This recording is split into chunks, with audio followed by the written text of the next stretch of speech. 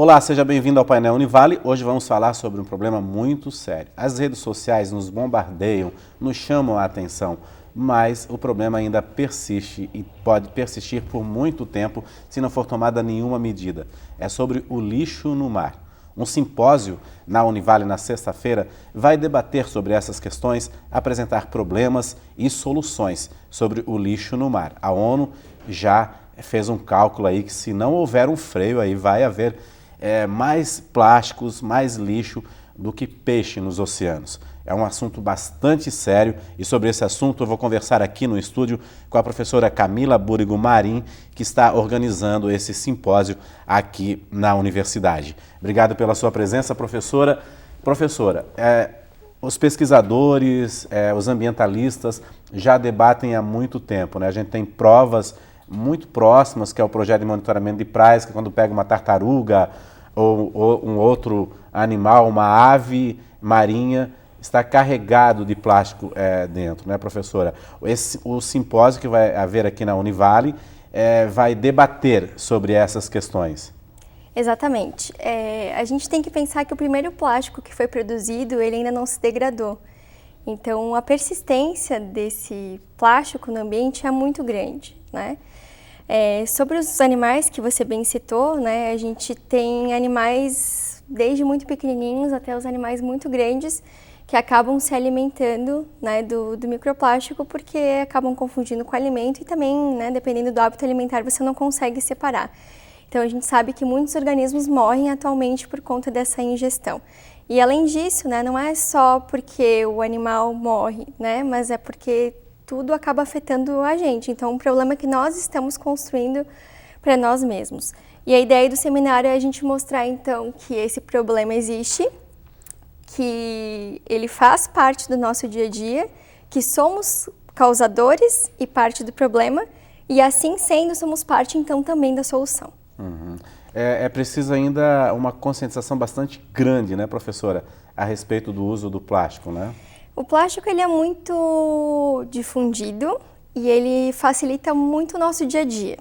Então, ele acabou sendo utilizado por nós como uma forma de conseguir fazer as coisas rápido, com menor custo. Só que esse menor custo não está associado aos custos ambientais, aos custos que provoca para a nossa própria saúde, né? Hoje a gente já encontra plástico na água potável, a gente está bebendo plástico, a gente está comendo plástico. A partir do momento que você se alimenta também, de repente, de um animal que está contaminado, você se contamina também com esse material.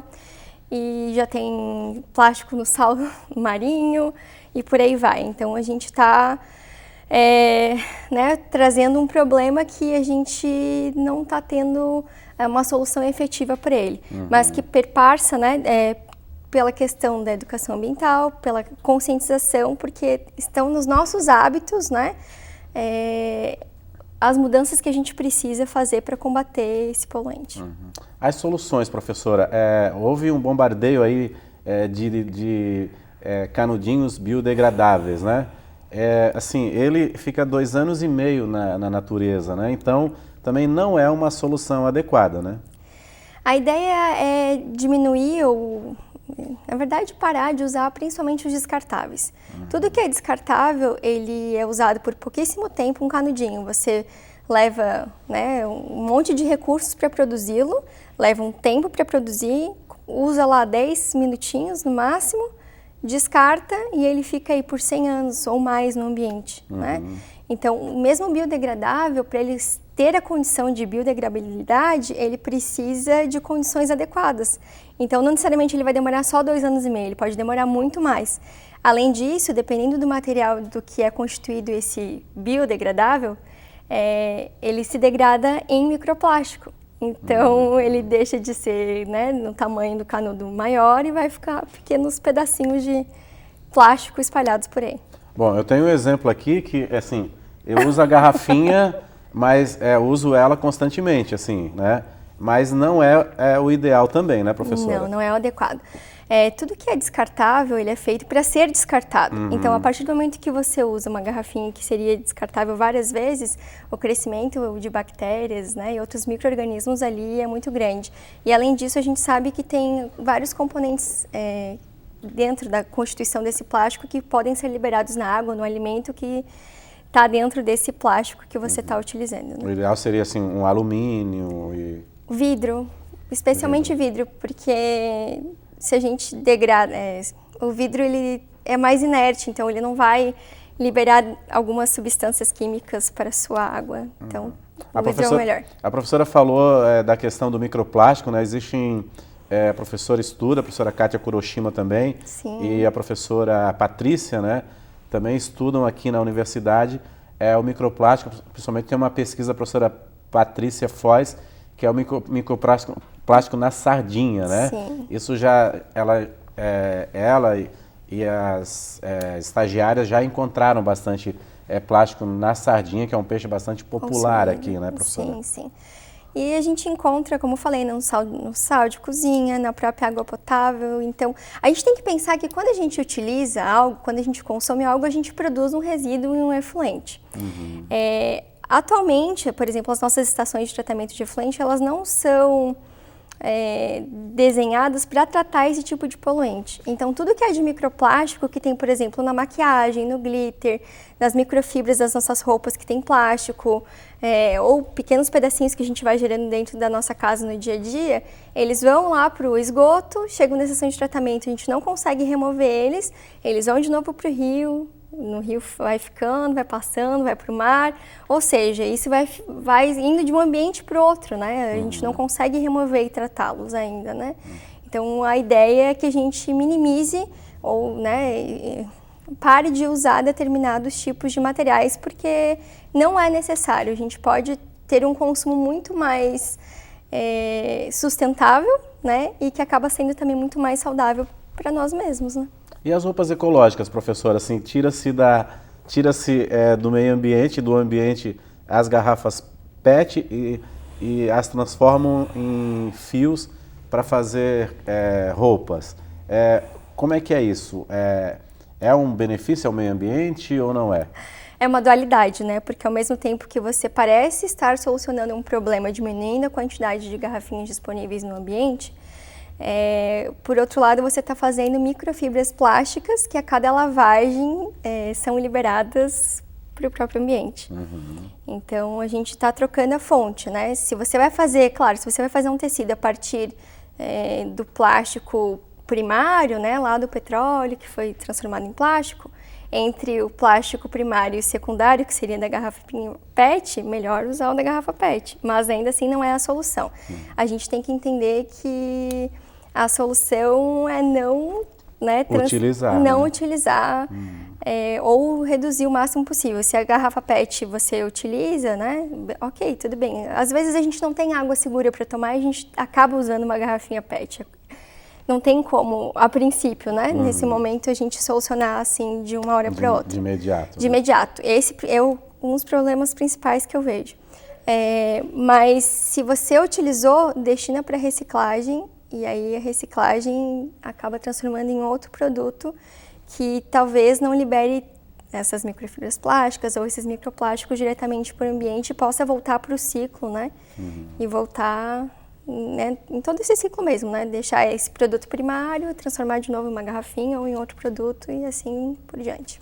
Bom, nas universidades, não só aqui, mas em outras universidades, os pesquisadores estão tentando achar soluções. A gente vê muitas soluções apontadas, como a substituição do canudinho plástico por canudinho de bambu, até uma iniciativa... Não utiliza, para que você vai precisar, utilizar, né? Tem pessoas que precisam, que têm dificuldade, né, para beber água, aí tudo bem, a gente entende, né, e tem que usar. Mas se você está usando, muita gente fala assim, eu vou usar o canudinho porque o copo está contaminado, ou sei lá, não sei se lavaram direito. Se você colocar o canudinho ali e tomar, você pode se contaminar da mesma forma. Então não é desculpa, né? É algo que é supérfluo, é desnecessário. E a gente usa muitos supérfluos, muitas coisas desnecessárias. E a gente tem que entender que, como eu falei, se somos partes do problema, somos partes da solução e cada um assumir sua responsabilidade também.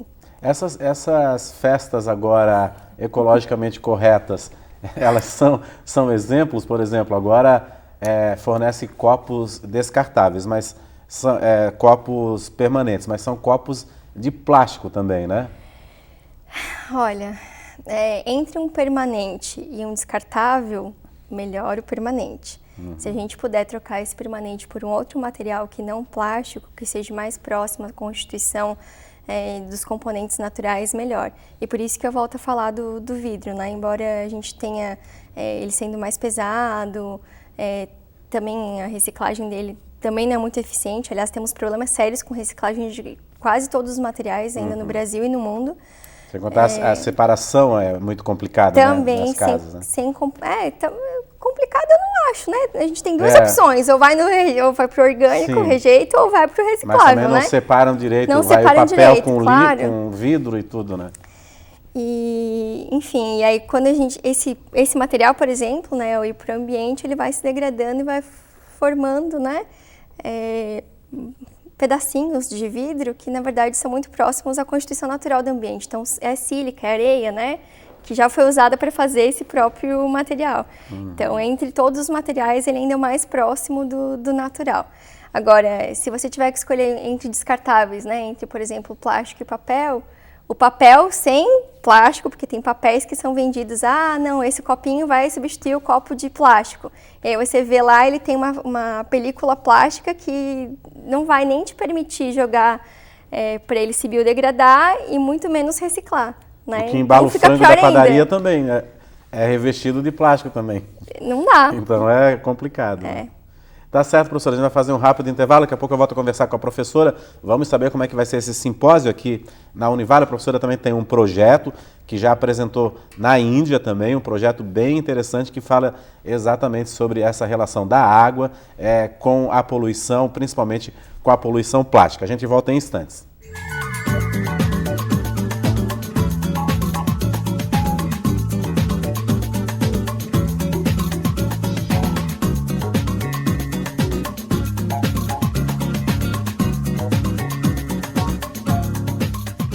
Para você que sintonizou a TV Univale agora, hoje o nosso assunto é meio ambiente. Na sexta-feira vai haver um simpósio aqui sobre um problema bastante sério, que é a poluição no mar, o plástico no mar, né? Eu converso aqui no estúdio com a professora Camila Búrigo Marim, que também nesse evento vai defender a tese de doutorado dela sobre essa questão. Professora, antes de começar a falar do simpósio, eu queria falar sobre uma questão bastante complicada também, que na realidade é uma verdadeira praga, que são as sacolinhas plásticas, né?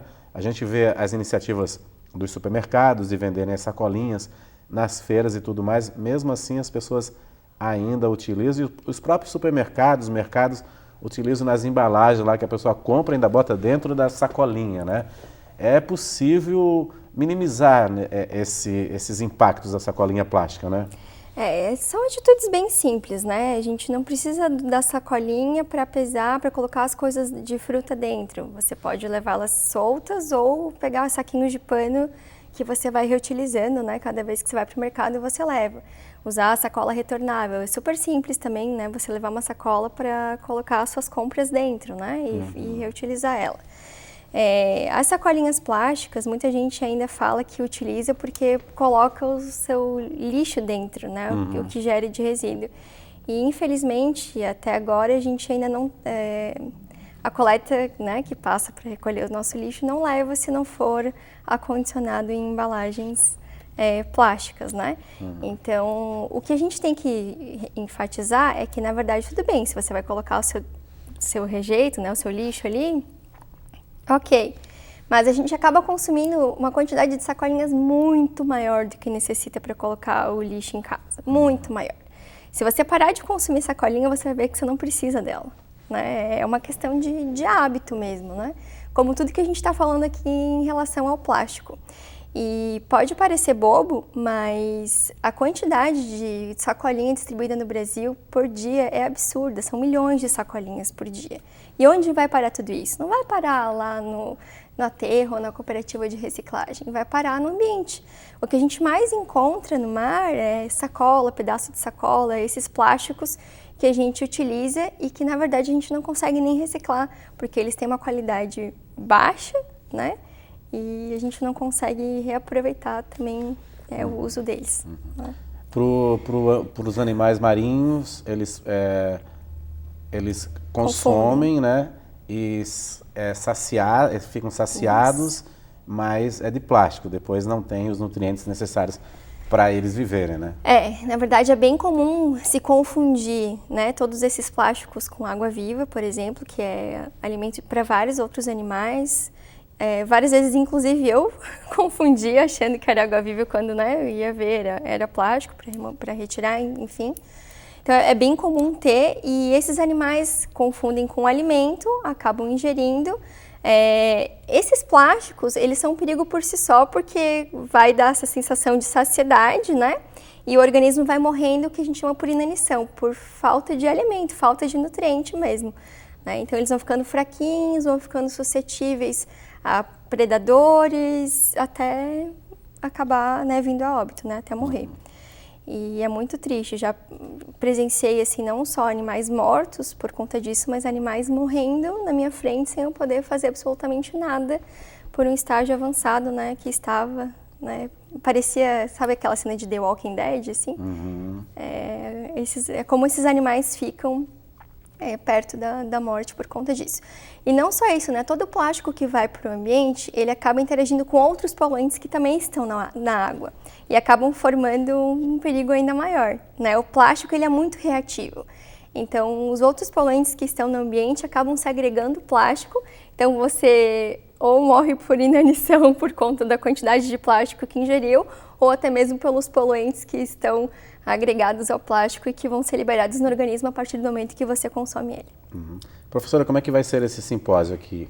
Bom, esse simpósio ele vai reunir vários pesquisadores, né? Vai vir o professor Alexander Turra, da USP, a professora Maíra Proeri, da FURG, né? Que são atualmente grandes nomes em relação a esse tipo de pesquisa, né? O Alexander Turra, ele é cátedra da Unesco em relação à vida marinha, então é o nosso representante brasileiro e uma das autoridades em relação ao lixo marinho, né?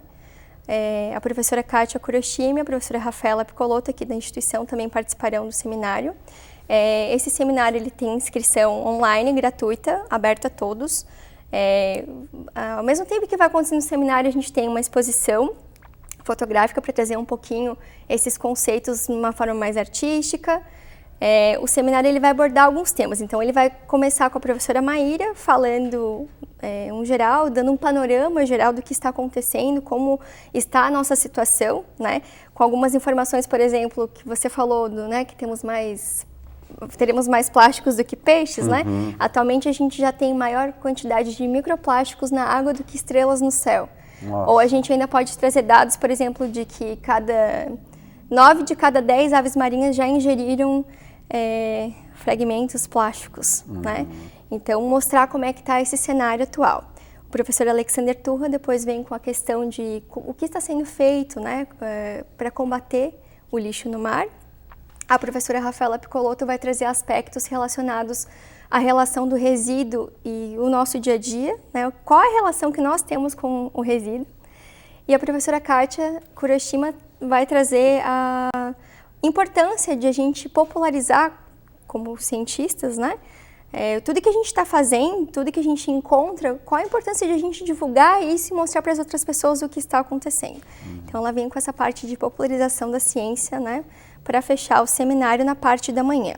Na parte da tarde, eu e a equipe do projeto Água Viva, do projeto de extensão universitária aqui da Univale, vamos apresentar então um pouquinho dos nossos trabalhos, o que a gente fez, as coletas, as análises, também, né, o que a ciência está trazendo de novidade, o que a gente trouxe de novidade também.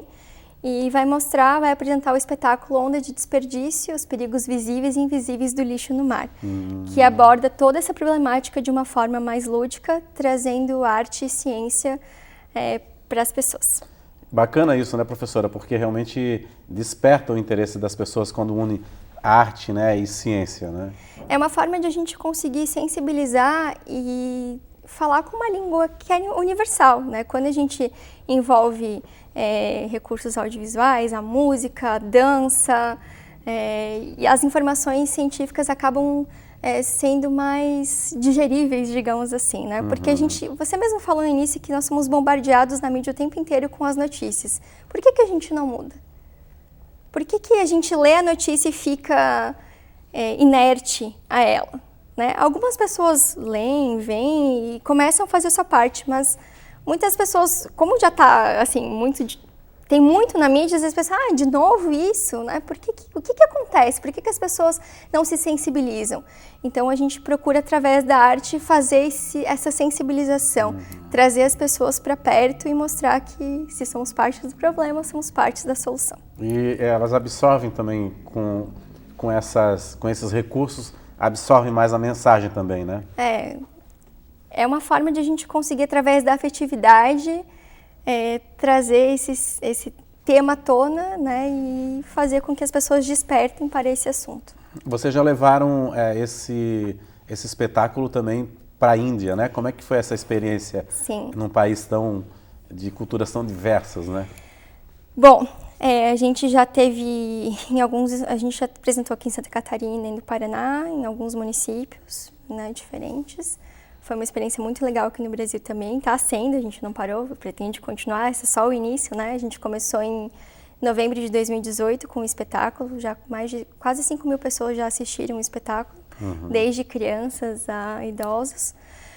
E na Índia foi uma experiência muito legal, porque juntamente com o Brasil, a Índia é um dos países que mais tem um potencial poluidor em relação ao plástico. O Brasil está nessa categoria? Tá entre os 5 piores do mundo, né? Junto com Índia, China e por aí vai. E aí, ir para lá com uma cultura um pouco distinta da nossa foi um desafio e foi um prazer também. Eles têm uma coisa diferente da nossa, que eles usam um pouco do seu multipotencial. Então, o pesquisador, o cientista, ele também é artista. As crianças já começam desde cedo com música, com dança, enfim, com N formas de arte, né? E na vida adulta, eles têm esse potencial e acabam, né, utilizando, por vezes, esse potencial. E aqui no Brasil, não. Ou você é cientista, ou você é artista, né? A gente fica com essa mania de segregar, enquanto a gente poderia unir tudo isso. E ir para lá foi bem interessante, porque por mais que eles tenham a arte e a ciência muito próxima, poucas são as relações que se fazem em conjunto, né? E, além disso, eles não tinham parado para pensar, isso eles falando, né? Não tinham parado para pensar em relação à problemática do lixo mesmo. Eles veem que o negócio está ruim, mas não tinham se dado conta de que eles fazem parte desse processo de geral que está ruim e também de contornar essa situação, né? Foi bem interessante, a gente foi para 2 estados diferentes na Índia, um no centro-norte e um mais para o sul. E o respaldo, o feedback que a gente teve deles foi bem legal. Eles foram super abertos, super acessíveis, nos fizeram muitas perguntas pós o espetáculo também, e a gente conseguiu deixar um legado bem interessante. Então, teve vários pesquisadores que começaram a atuar nessa linha de pesquisa, depois da nossa passagem. Teve algumas mudanças que foram feitas nas universidades por conta de repensar, né, as estruturas em relação ao que a gente estava levando da problemática. E aí, mais recentemente, agora a Índia baniu o uso de descartáveis no país. Nossa, isso é um ganho bastante grande, né? Um país imenso daquele, acho que maior do que o Brasil, com uma maior população também, né? E com problemas muito maiores, maiores, do que né? os nossos. Isso é uma conquista bastante grande, né, Sim, professora? a gente ficou muito feliz, né, em ver que eles estão nesse caminho, né? E espero que o Brasil siga também esses passos positivos, né? E essa eliminação de plástico também, professora, cria-se, se colocada na prática, cria-se um marketing bastante grande. Por exemplo, aqui próximo à Ilha de Porto Belo tem esse empreendimento aí que tem exemplos e não aceita garrafas, não aceita copos, tem que ser descartável, retornável e tudo mais. Então, cria-se um marketing bastante positivo também, né? Assim, é uma forma de agregar também, né? Sim, com certeza. É uma forma de agregar valor à imagem das empresas. A gente só tem que cuidar com o que a gente chama de greenwashing, né? Que é o marketing verde, né? Usar ele para o benefício, para ser realmente bom, sustentável e não só para fingir que está tudo bem, né? Como a gente falou do canudinho de papel que tem o revestimento plástico por dentro, ou as embalagens de papel que tem os revestimentos plásticos que a gente não consegue, né, nem biodegradar e nem reciclar. Então tem que cuidar um pouquinho com isso, né? Ver se realmente é pro bem mesmo, né? E com certeza dá para agregar. Como eu falei, né? A gente agrega não só valor às marcas, às empresas, mas a gente agrega uma melhor qualidade de vida para todos nós. Exatamente. O importante é que isso reflita no ambiente, né? Porque o ambiente é a nossa casa, não tem como a gente separar. O que acontece aqui do nosso lado é do nosso lado, é nosso, né? E a gente tem que pensar que quando a gente fala de resíduo, de plástico, de lixo em forma geral, não existe fora do ponto de vista do planeta. Você só deixa de destinar aqui na sua frente e coloca para outro local. Então, nós somos responsáveis por tudo isso. A empresa que produz e nós que consumimos. Tá certo, professora. A professora também vai defender a tese de doutorado nesse simpósio, né? Boa sorte. Sim, aí. Muito obrigada. Espero que seja nota 10 mesmo, assim, porque a questão é muito interessante, muito pertinente nessa época que estamos vivendo, nesse bombardeio, como a professora falou, tem mais microplástico no mar do que estrela no céu. Então é muito preocupante, né? Obrigado pela sua presença aqui, professora. Boa sorte lá. Eu que agradeço. E um ótimo simpósio. Muito obrigada e deixar o convite, então, todos venham, participem, que vai ser muito legal. Beleza, muito obrigado. Obrigada. Então fica aí o convite da professora Camila aí para participar desse evento na sexta-feira. Vai ser muito bacana e dá para aprender bastante coisa, muitas dicas interessantes para minimizar, né? Mitigar todo esse processo do plástico que acaba indo para os oceanos, né? Que é a maior fonte de lazer também do mundo e de alimentos também. A gente fica por aqui. Voltamos no próximo programa. Até lá.